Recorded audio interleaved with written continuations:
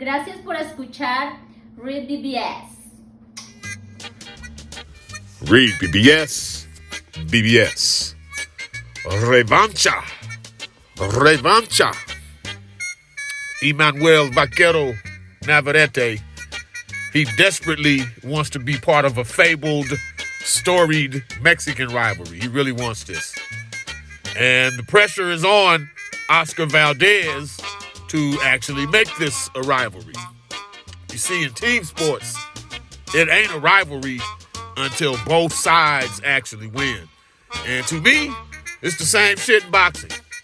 Both sides have to win. A rivalry is competitive. It consists of ebbs and flows, shifts of momentum. And with that said, EMANUEL VAQUERO Navarrete, 38 wins, 2 losses, 1 draw, 31 KOs, will have a rematch, Revancha, with Oscar Valdez, 32-2, 24 KOs for the WBO junior lightweight title. This is a rematch. They'll be fighting at the Footprint Center, home of the Phoenix Suns in Phoenix, Arizona. Revancha. Navarrete Valdez 2. It headlines a World Championship doubleheader broadcast on ESPN, ESPN Deportes, and ESPN Plus. All the ESPNs is involved. In the co-feature, Revancha, WBO featherweight title. Rafael Espinosa defends his newly acquired title in a rematch, Revancha, against Ramirez, the man he dethroned for that title last December. Navarrete Valdez 2. We're on the brink of that, and I can't help but think of Israel El Magnifico Vasquez, who passed away on December 2nd. Much too young at the age of 46. Vasquez is no stranger to Mexican rivalries, having faced Rafael Marquez four times. Hell of a rivalry that was. 46 way too young, so it's fitting that as a Mexican legend dies, here we are on the brink of possibly a Mexican rivalry. It's a rematch for now, Revancha. We'll see if we call it a rivalry, if Valdez can indeed win it.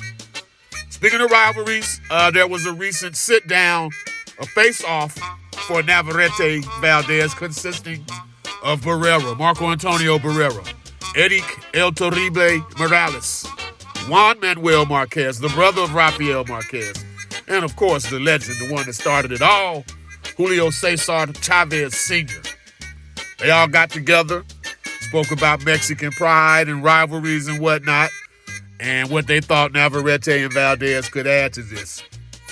Me personally, I understand certain Espanol palabras, certain words, but not conversations per se. So with that, I absorbed this legendary face-off with the legends and the greats. I had the subtitles on, and I enjoyed every bit of it. I watched it twice, in fact. Check it out.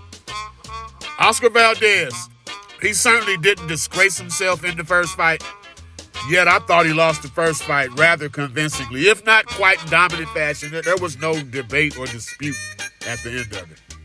He didn't get that ass whooped per se, yet it was clear to me who won the fight. So much so, I was surprised that there's even a rematch. But then I look back and Navarrete's had a draw with Conceição, and then he recently lost to Dennis Baranchik.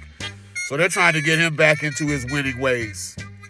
Valdez, for what it's worth, he lost the fight. His right eye and cheekbone was all types of fucked up.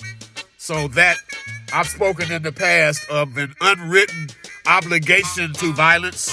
When you're engaging in a Mexican rivalry, there's that obligation to violence. There comes a point in that fight where y'all just both say, fuck it, fuck my skills, fuck my defense, and y'all just both go mano y mano. That's part and parcel of a Mexican rivalry. Now, I'm more of an Oscar Valdez fan than a Vaquero Navarrete fan, being honest. But I'm not sure what Valdez could do different here. Navarrete outthrew him by 600 punches overall in the first fight. He threw 50 more punches per round than Valdez did, thus making the scorecards fucking academic. Mexican rivalries. We talk about Mexican rivalries. That takes me to my matchmaking days. I can pit motherfuckers together. The quintessential Mexican rivalry for today, I think, would be Vaquero versus Isak Pitbull Cruz. You get them to meet at 135 or so, because Pitbull's at 40 right now. Now, moving on back down.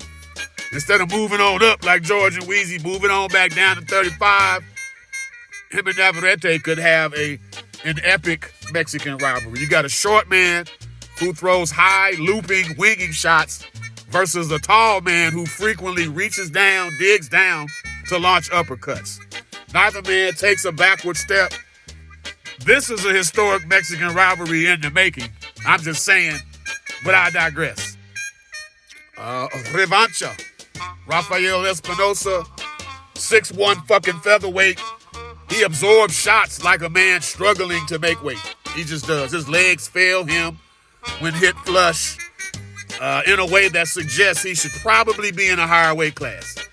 That said, he overcame this to dramatically drop Ramirez in the 12th and final round, snatching the WBO featherweight title in the process. And it should be another fight of the year caliber bout between these two. Oh, by the way, not a rematch, but we got Liam Parro defending his super lightweight title versus Richardson Hitchens on DAZN also this weekend. Richardson Hitchens is trying way too hard during fight week. He's projecting tough guy vibes, making guarantees to Parro, talking about fucking him up and all this, knowing Hitchens is going to bring finesse tactics to the ring with him. You're talking like a killer, and you're going to be fighting like a kitty cat when you get in the ring, bro. So with all that said, give me Vaquero Navarrete by another decision over Oscar Valdez. I can't put my finger on, I can't call a winner in ESPINOSA-RAMIREZ 2. And I'm predicting Liam Parro to stop Richardson Hitchens late. Like, just outright stop him late. REED-BBS, BBS. Blackbird Sugar, Bachelor's in Boxing Studies. Television! Fred Sanford of the Fistic Arts. When all is said and done, there's nothing left to say or do.